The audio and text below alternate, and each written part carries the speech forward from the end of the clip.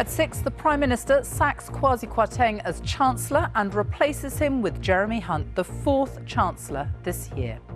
Liz Truss announces another major U-turn on her economic plans. A rise in corporation tax will now go ahead.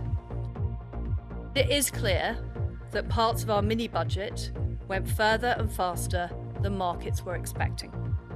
So the way we are delivering our mission right now has to change. It is all change for Kwasi Kwarteng, who has had to wave goodbye to his job after just 38 days as Chancellor. The former Health Secretary and leadership candidate, Jeremy Hunt, is now tasked with bringing the financial turmoil under control. What can he do? Well, he'll hope things can get better. The Prime Minister has now junked 2 key planks of her programme for government and her Chancellor. The big question tonight, can she survive? Also on the programme tonight, police investigating the murder of teenager Leah Croucher say a convicted sex offender who died 3 years ago is the murder suspect. The faces of some of the children and young people who've been killed in protests sweeping Iran. We have a special report. And the Harry Potter and cracker actor Robbie Coltrane has died at the age of 72. Later on BBC London, Battersea power station reopens after a £9 billion reinvention. We'll take a look inside. And TopShop is fined for health and safety breaches after a boy's killed in its store.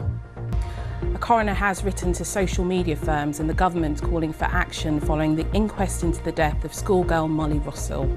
The 14-year-old from Harrow ended her life in November 2017 after viewing suicide and self-harm content online.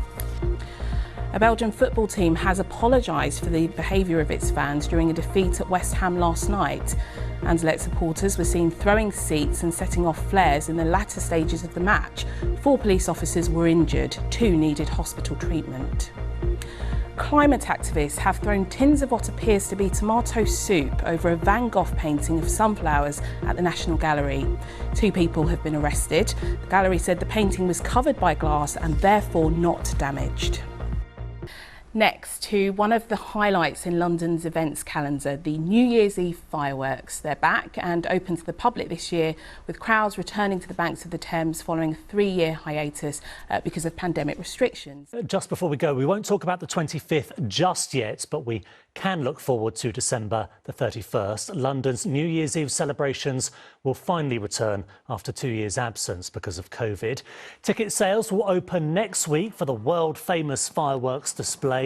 More than 100,000 people will be able to once again gather on the banks of the Thames to ring in the new year.